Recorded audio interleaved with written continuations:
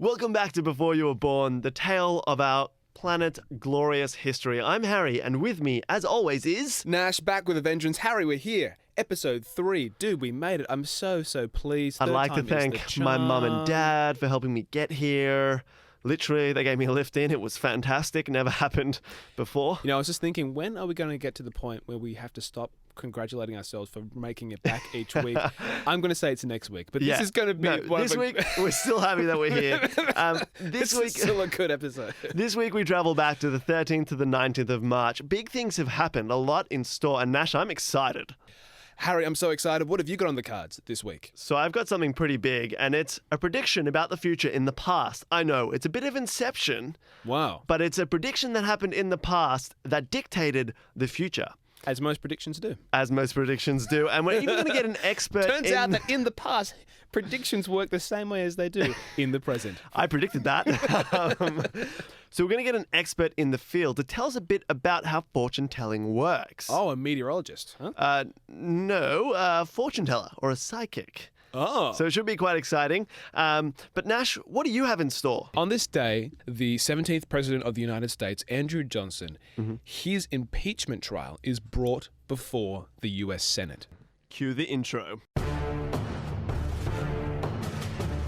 I have a dream.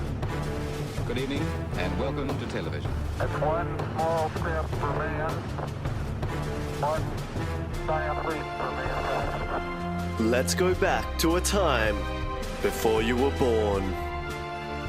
Love that intro. Makes me smile every time I hear it. You know what you're saying there when you say that? You're saying What? you love the sound of your own voice. That's what you're saying. That is correct. Now, if you've missed an episode of Before You're Born, do not fear. Just go onto the old iTunes or SoundCloud, type in on the old keyboard Before You Were Born, Yeah. and you'll see a picture of our ugly mugs on the symbol there, and then you just press play.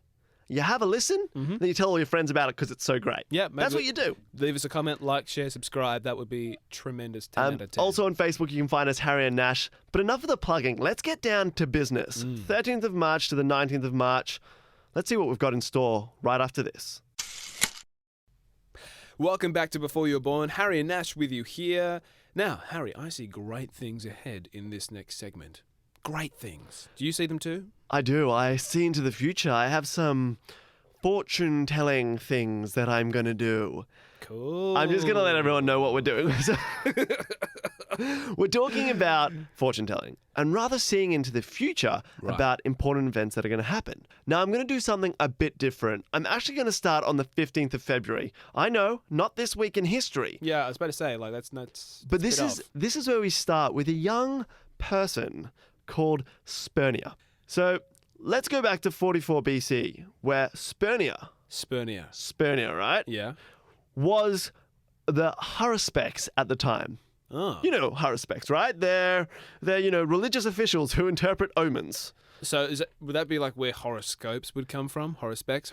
I think so. I mean, it was from 44 BCE, so chances are, yes. Yes. I'm going to go with yes. So anyway, Spernia is quite important. Okay. On the 15th of February, that's when starts the festival of Lupercalia. Okay. Now, this is a Roman festival in the time of the great Julius Caesar. Right. Do you know Julius Caesar? He's kind of important to this whole story. Yeah, he's the guy who came up with the salad dressing, wasn't he? I mean, he is credited for that, but no, Julius Caesar, he kind of changed the entire, Roman Empire. He made it what we know in history to be one of the greatest empires to ever roam the land. Like what I did there? Unintended. So he changed pretty much everything from the calendar to actually quite a similar calendar that we have today to having a face on coins. And also, he had quite a few enemies as well. Caesar was the first dude who thought, you know what? I'm sick of passing around gold that doesn't have my face on it.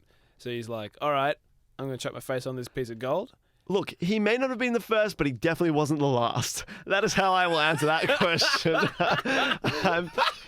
Anyway, so in the time of Julius Caesar, we're talking 44 BCE, the 15th of February, starts this festival, right? Okay. It's a very exciting festival, all about spirits and purifying the city, and everyone's really happy, and it's great, right? But something bad happens. Caesar sacrifices a bull, as you do normally in this festival, and it's meant to be some great affair. But Spernia, here's a little look-see at the inside of the bull. Right. There's no heart in the bull. They've sacrificed a bull without a heart. This is a bad omen. If you saw an animal without a heart, you'd be worried. I'm worried. I'm worried even thinking about an animal without a heart, let alone seeing an animal without a heart. Okay. So this is a bad start to the It'd be festival. pretty terrible for these Romans to go out and encounter a jellyfish or something, or a worm. Yeah. Like they would have been So I think petrified. I think they sacrifice bigger animals just to make sure that they've got like a brain and a heart and a liver. So the other bad thing that happened was they sacrificed another animal just to make sure that sacrifices were all good. Animal had a malformed liver. Ooh. Things are not starting out well. And Spurnier, Double whammy for Caesar there. yeah, so he turns to Caesar and he says, Caesar, mate, this month, it's a bad month. You should be safe. Don't drink and drive. Like, get the kids to go to the grandparents because you've got to go in hiding. Like, this is a bad month for you. And Caesar's like, hell, I have a gold throne. I am the bloody king of the Roman Empire. Yeah. Ain't nobody going to touch me. You know what's crazy about being the head of the Roman Empire? What? Is that you are the most powerful person in the world. He's a big deal. Yeah, At like, this time in the world, he is the biggest deal. Like in the known universe, you are it. Yeah, it's That's 100% you. true. I mean, there's the gods above you, but in the Still. world. Anyway, so Julius is like, you know what? I'm chilled. So this omen will last for 30 days. Julius, he's like, nah, don't worry about it. It's fine. And all is well until the 15th of March. It's the last day of the omen. Okay. So bad things are going to happen up until this day. And after this day, 16th of March, he can go to whatever he wants. He can do skydiving. He'll be fine. Although skydiving in 44 BC probably wasn't so safe because they didn't have planes. So they'd probably just jump off a cliff, which probably... Anyway, I digress. So he starts off his day as he normally does, not worrying about anything. His wife is begging him, Copernica. She's begging him to stay home. She's saying, please, you're going to die today. Bad things are going to happen. Don't do this. He's like, listen, it's fine. I'm chilled. Honey, Everyone's it's all chilled. good. Don't worry about it. So he goes out and he starts a day. He does a sacrifice and he sees Spurnier and he's like, Spurnier, what do you got for me, mate? Your omen? It's nothing. Spurnier says the day is not yet over. Oh, okay. He knows there's still time. Hell, it's only 10 a.m. in the morning and they've only done one sacrifice. There is a long time until that nightfall to the beautiful 16th of March. There is ages, right? So that was the first sign that maybe Caesar should have stayed indoors that day. Played a bit of Wii Sport, not gone outside, twisted with the fam. Okay. So he addresses the people, says, hi everyone, how's it going? And as he's addressing the people, there's a massive crowd. And someone in that crowd has a parchment and he runs through the crowd and he's pushing people out the way. Anyway, he's getting to the front of the line and he gets it and he hands Caesar the parchment. Written on this parchment is a plot, and the plot is for the death of Caesar. It's written here and he's got it in his hand, but he doesn't have time to open it. No, Caesar has to go to his first meeting. He doesn't have the time to have a look at this parchment from this lovely person that has given him what is to be the plot for his death. He potentially had a warning. He had so many warning signs. But he was like, nah, bro, I'm too busy. He's like, I got no time. But really, if he'd spared the 5 minutes, he'd be alive to today. So everyone knows that if you're Caesar, you live for eternity. So that's how it works. So ironically, in Shakespeare's adaptation of Julius Caesar, the very well-known play, it is thought that Spurnier is that person that shouts out in the crowd, beware the Ides of March. That never happened. All right. Shakespeare took a bit of, a bit of poetic license. Exactly. And he pretended that happened because it sounds good. But really, there was someone that handed him a parchment that he didn't have time to read. So the moment in the play, beware the Ides of March, that moment we're like, oi, look it's a out. climax. So Climax of the play. That. All made up. But it's sort of drawn from this handing over of the parchment from this random kid. And Who was drawn, this kid? I don't know, some random person that was a friend of Caesar that wanted to let him know. It was actually a slave that was delivering the message. So just some nobody. So the slave wasn't important, but it came from somebody. It came from someone important, right? So we don't know who that is. No idea. Anyway, so Caesar goes forward. He's on his merry way. And then he steps into the meeting and he's like, hey, fellas, how's it going? Senate looks good today. And then all the senators stab him 23 times and he dies. Right. Caesar is dead. The king of Rome is dead. But what we learn from this, it's very simple. Beware the Ides of March. Beware of the 15th of March, because you should listen to your fortune. Is that what we learn? I think that's what we learn. Let's not look at all his enemies, but rather think that you should trust no one and everyone could stab you when you go into the Senate. That's what I think we should take from this. Okay. Well, I mean, look, I'm not about to jump onto any sort of political bandwagon and run for the office of anything. Or That's other good. That anytime means you soon, don't need so. a 30-day warning that you're going to die. But it would be nice to know. And it kind of got me thinking a bit about predictions, and some that have gone really well and some not so well. So, Nash, I thought right after Okay. this, let's go through some predictions that were true and some that were horribly bad. And then after that, we're going to speak to a real live fortune teller. He's going to tell us a bit about our future. So stay tuned for that. Sounds legitimate. Welcome back to Before You Were Born, and we're speaking about predictions. It's very exciting because some of these have come true, some of these not so true. Julius Caesar, it was predicted that he was going to die, and he did. Stabbed 23 times by his nearest and dearest. Now let's have a look back in time and some of these predictions. Let's go back to 1909. 1909. Nikola Tesla, heard of him? Yes, indeed. So he predicted that Wi-Fi and mobile phones would occur. This is literally 80 years before it was going to happen. So what was he just woke up one day and he's like, you know what? All these cables, we're going to do something about this. He said We're going to get rid of them. pretty much, he said to the New York Times, it will soon be impossible to transmit wireless messages all over the world. Which is true. I mean, not so soon in time. It still took 80 years, but I mean, that definitely happened.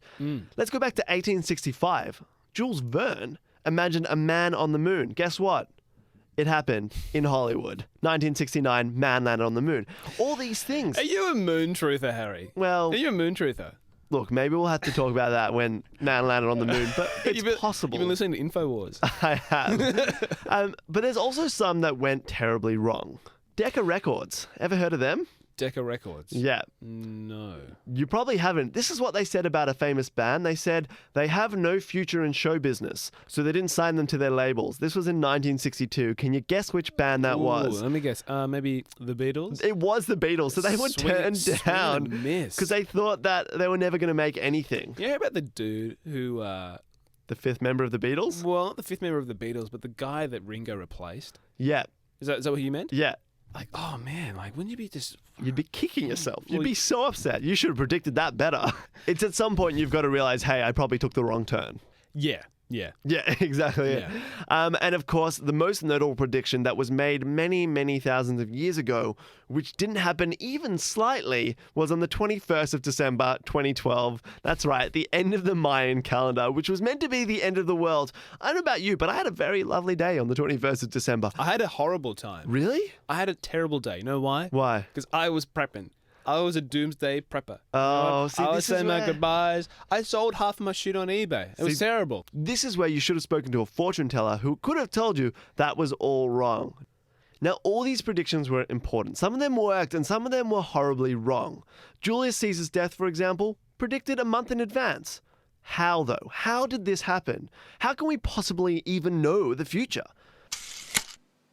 Welcome back to Before You Were Born. I'm here with a real live fortune teller. Now, Nash couldn't be here because this is my interview. I want to know my future. This fortune teller, as the name suggests, can predict the future.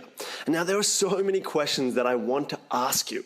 But maybe we should start with a brief introduction. Of course, for all of you listening at home, this is Matthew Gregg III, Magic 8 for short, and she is a bearer of all predictions and knowledge. Now, let's start off easy. Just an easy question for you to get the ball rolling. Now, have I had a good day? It is certain. Oh, that's good. I'm glad that I've had a good day. Now, I'm pretty hungry. Would I enjoy a pastrami sandwich? As I see it, yes. Okay, good. We're rolling well. I've had a good day. Gonna have a pastrami sandwich. Now, I once lost my brother in Questacon. This was about 8 years ago. I've seen him multiple times since, but do you think I'll ever lose him in Questacon again? Better not tell you now. You better not tell me now if I'm going to lose my brother in Questacon? Okay, why don't I try that question again and maybe you can give me an answer that is better perhaps. Okay, so I lost my brother at Questacon. Will I ever lose him again? Outlook not so good.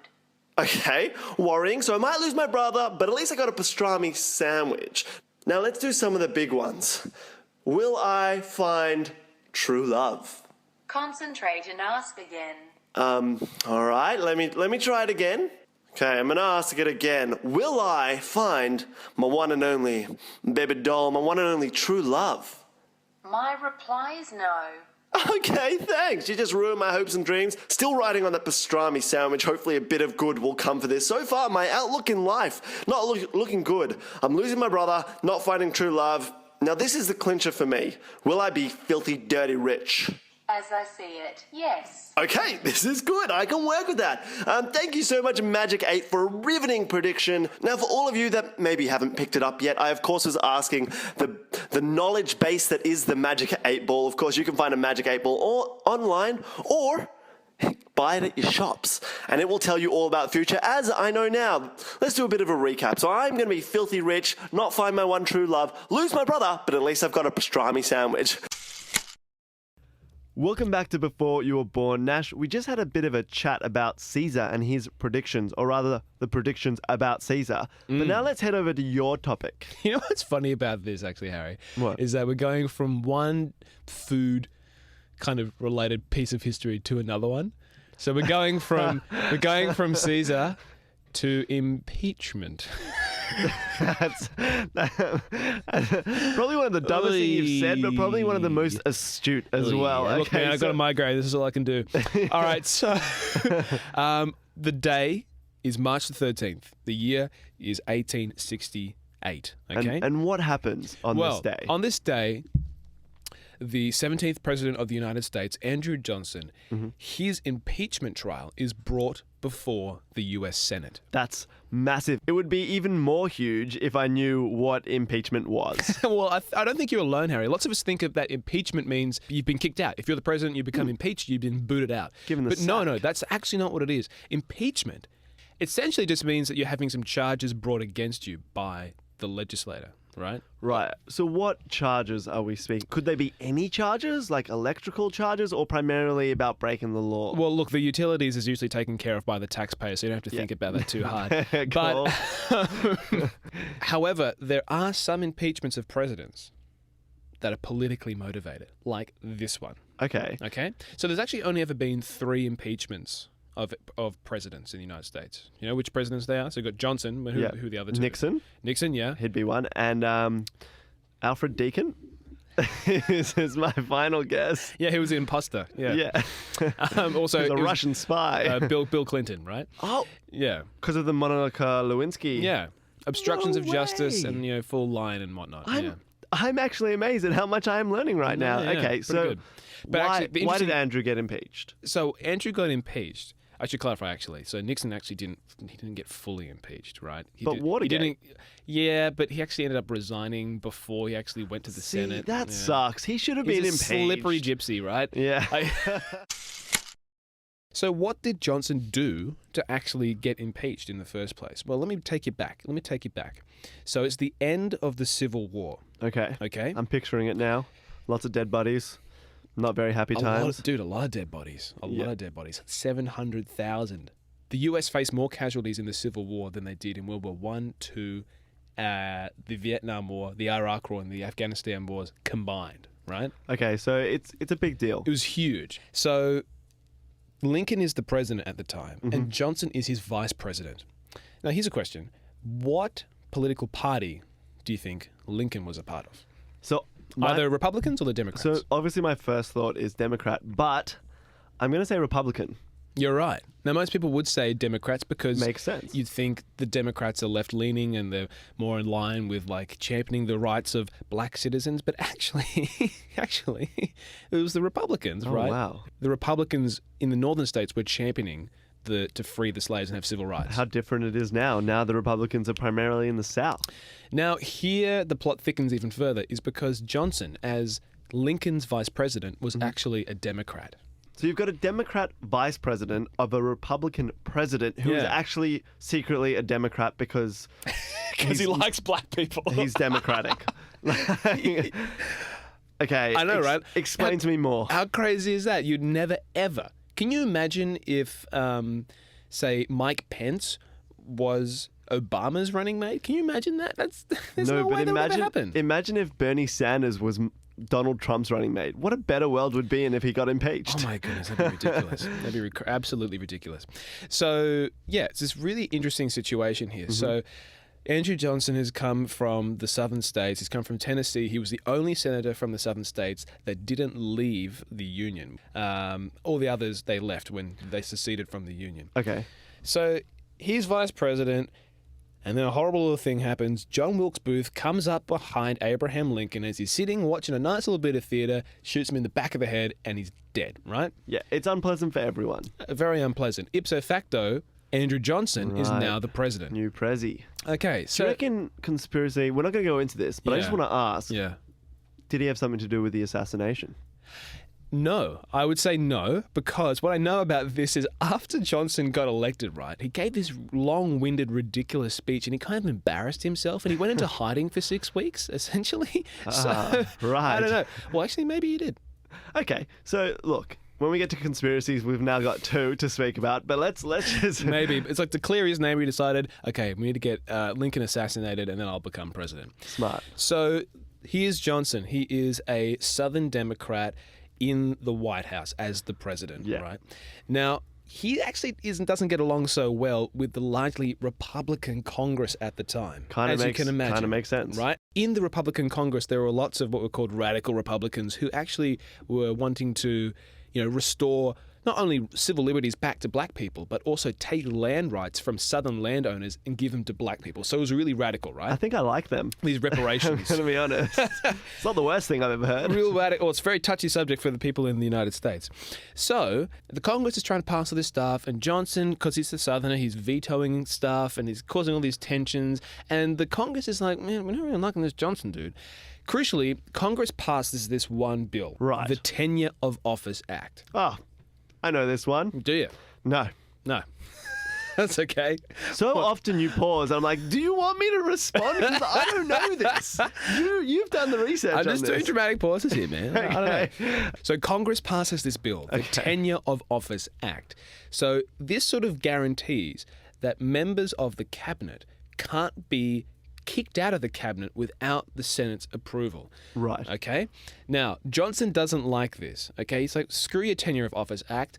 So he decides that he's going to fire whoever he wants. And who's he going to fire? He's going to fire this guy, this Republican, a radical Republican, this guy who wants to give civil liberties back to black people and actually take land and give it from white people back to black people. How dare he? His name is Edward Stanton, and he is the Secretary of War. And Johnson is not a fan of him, so he fires him. As he can do, as president of the old As he United can do. States. But that act, by firing Edward Stanton, he is breaking a law, right? This political law.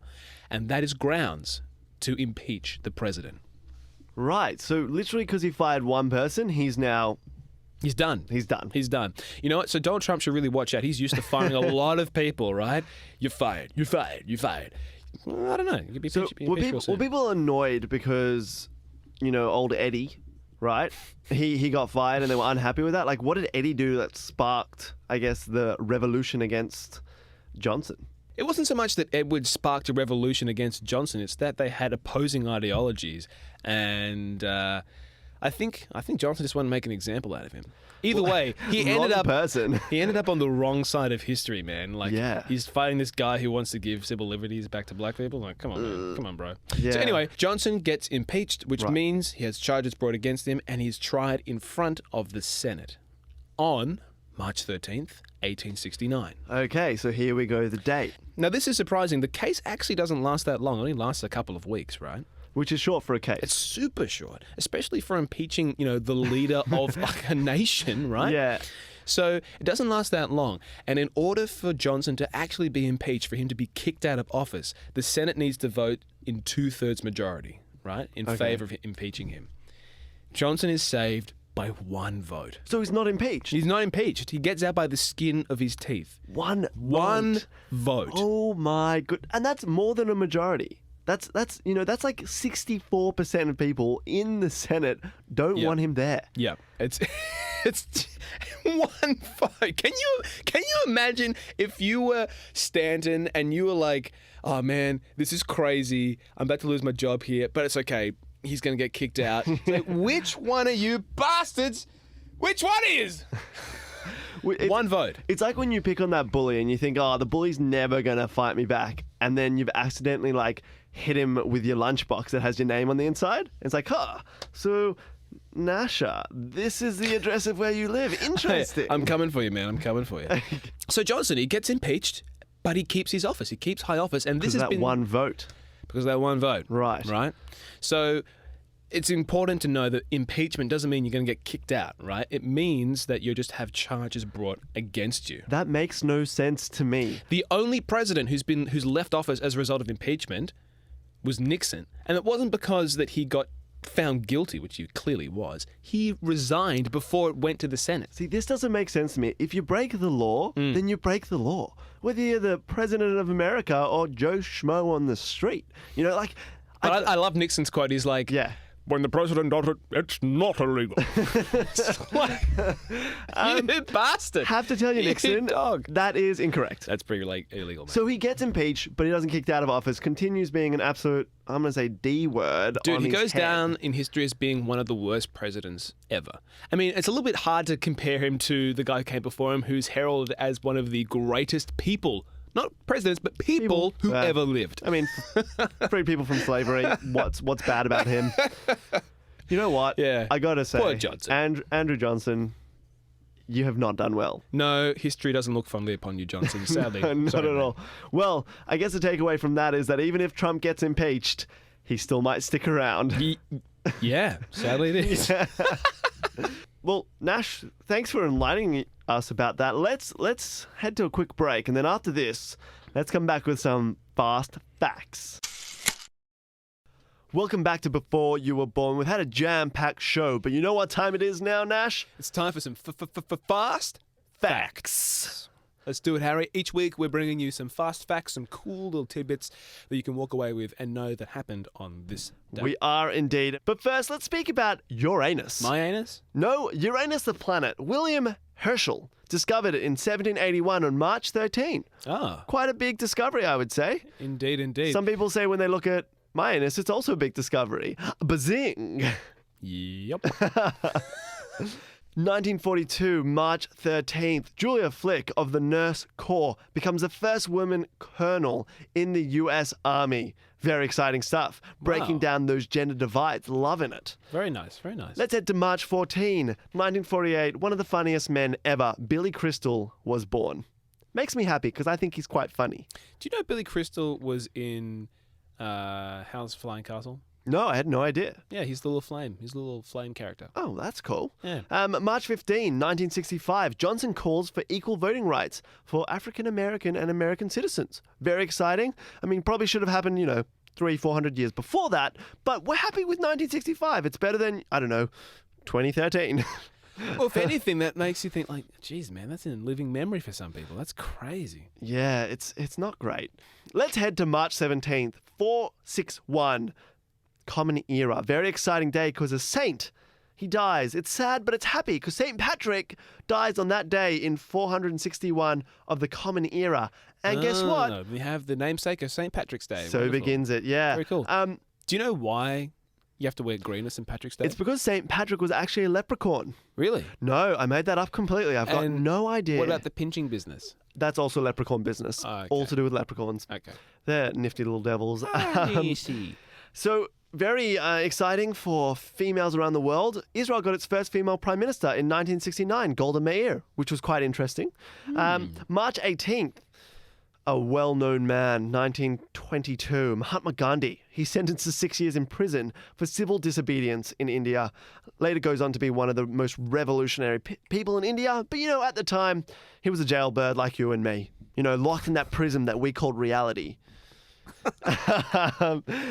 And on the final day of the week, March 19, 1953, the first Academy Awards was telecasted on NBC. The very first Academy The very Awards. first Academy Awards. Very exciting stuff. They definitely didn't gaff the biggest picture, but they probably didn't have any...